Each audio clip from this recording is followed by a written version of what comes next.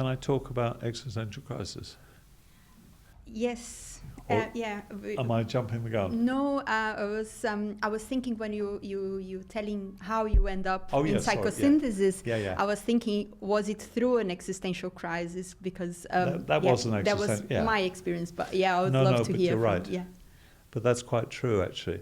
I was then 30, 31. I had decent lifestyle. I had quite a big job. You were in the pharmaceutical industry. Yeah, I weren't was. you? Yeah. I ran part of a pharmaceutical company for about 9 years. But the critical thing was I was about 31, 32. And the question was, so what? Which is really the point. And it wasn't quite midlife, but it was an early midlife or whatever. But the critical thing in that stage was to ask a question about what's that all about? You know, and most midlife crises, most existential crises start, the noise, the internal noise is, what's the point? You know, I've done this for so many years. Is it really doing what I wanted? Is it really achieving? It may have been perfect 10 years, 15 years, 20 years before, you know, in creating a role, a job, family, children.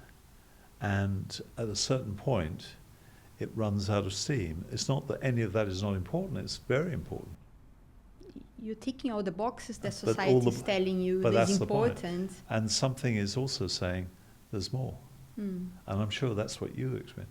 And that more, we call it an existential step, a crisis.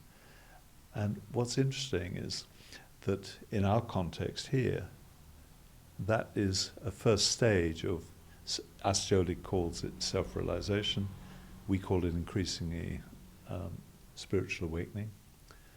And as we help people start seeing that it isn't just history, it's about what's trying to emerge, some very interesting things begin to happen.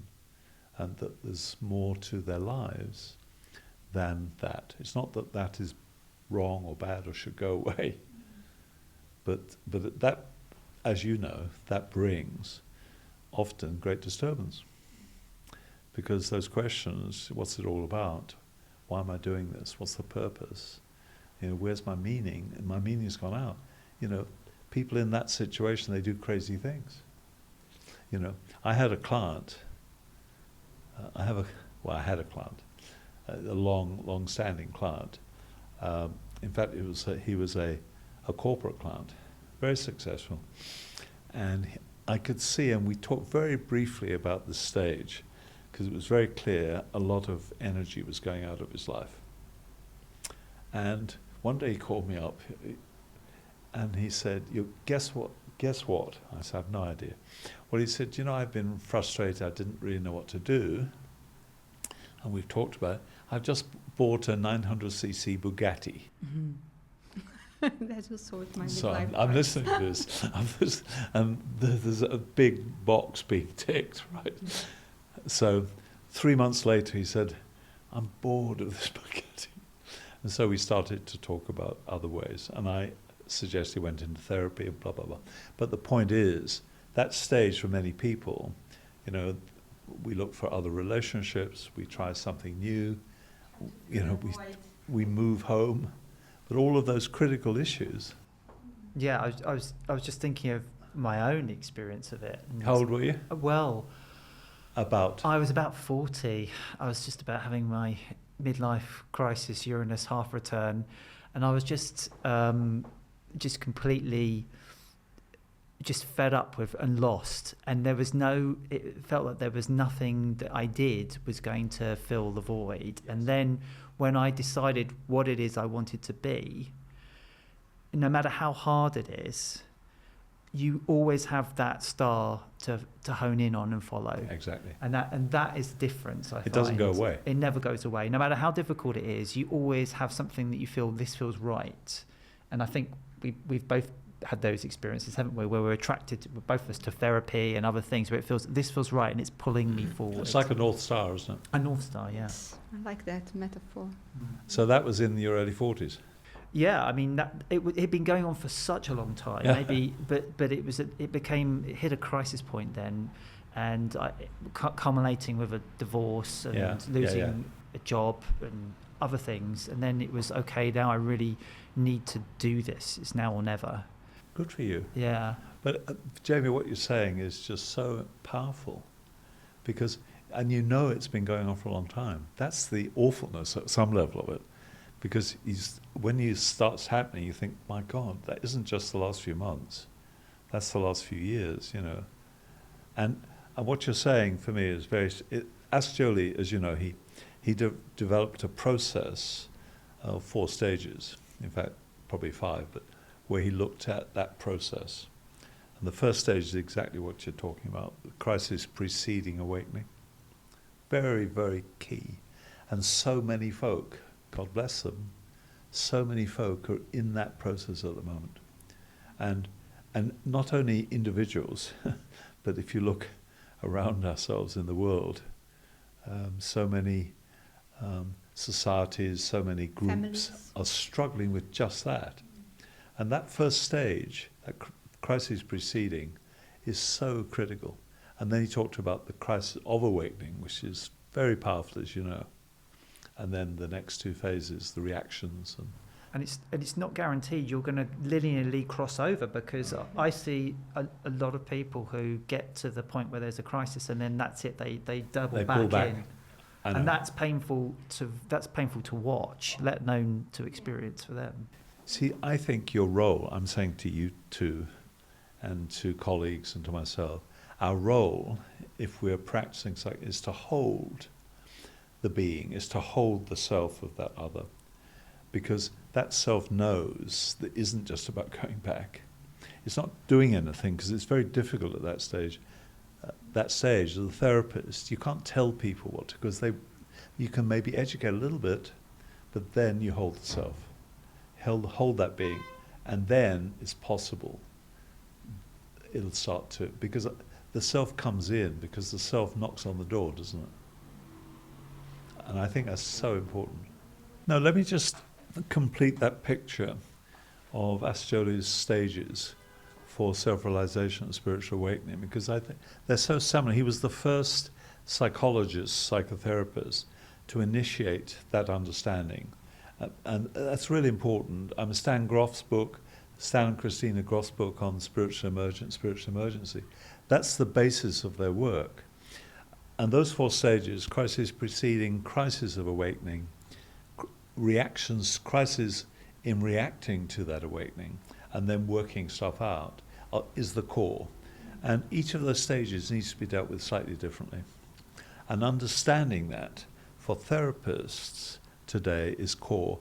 And what we're seeing as part of this, and I'm saying it this way, Groff talked about spiritual emergency, which is what Ascioli is talking to. And to deal with spiritual emergence as a normal process is fantastic. You can encourage your clients to do that and trainees. The spiritual emergency is when it becomes extreme, as you know. And that extreme can sometimes be through diet, through extreme meditations, or just bad luck, that the person just hits it. It also can be evoked today. There's a lot more interest in psychedelics today. And one of the things we're seeing is really helping people to anchor, to integrate those psychedelic experiences in our clients, and they're coming to us for that. There's a 5th stage Ascioli talks about in some later writings that he calls the dark night of the soul. As you know, when you put it together, you go through that process and you're held almost in darkness. And to understand that and the etiology of that, the background to that, and how to hold that, both as the therapist or the trainer, or as a colleague, as a friend, a family member, is so powerful. So that whole piece, I think, is so central to working in psychosynthesis and helping folk as they come to us with different issues. And I think what you said at the beginning, Jamie, is really critical. When somebody knows nothing about psychosynthesis, knows nothing, but really struggling to have a language to say, I have some sense of what's happening here, and you may want to consider these things, is a very different way than the medical model or the classic psychotherapy model that says go back and get therapy to look at your history. It's not about the history, it's about what's emerging. Is that fair? Yeah, I mean, basically you have to put sometimes a label on something to understand it and to really start to grapple with it. And I think that's what you're saying he was doing, that's Jolie. He was giving us stages. So for a client, they could actually understand. Absolutely. This is a real thing. It's real, it exists. And I give them, I tell you what, I say to students, give them chapter 2 of Jolie's book, because that's the whole process of self-love. And it's there, they can see in writing those stages. And that's a very important piece of education. And like Jamie said earlier, the dark night of the soul can go on for a long time. Yes, it can be many, many nights. But the self keeps sending the messages. It keeps telling you there's something here, there's a call. But that's the point. But it's too hard to listen. Sometimes we just put it to real, the side. Laura, and what you're saying is so important that when I had quite a breakdown in the early 80s, and through overwork, and the detail isn't important, but at a certain point, as I came out of it, it was, East Coker. What's very interesting, these words came. How does it go? That's right. Be still, let the darkness come upon you, and know it's the darkness of God. And just allowing those words, it was hugely powerful.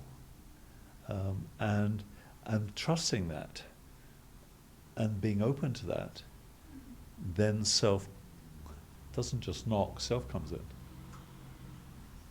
That clearly. Yes, yeah. We just allow we don't have to rush through the dark night. So you just walk through it and experience it, because there's so much information in there. But we just want the pain to pass or numb it. And the medical model takes the pain away. Sorry, it's true. Many, not all, but many psychiatrists have no understanding of this at all. And I'm not down on psychiatrists. I think they're amazing in terms of what they help people do. But this is a whole area that is misunderstood. But I think they are waking up as well. I think they are waking up. In terms of like inviting exactly. meditation and spiritual practice, and that's coming more and more. Yeah. And I think the DSM-4, that sort of book, where spiritual experiences increasingly are part of that language, but it's not yet core to their training.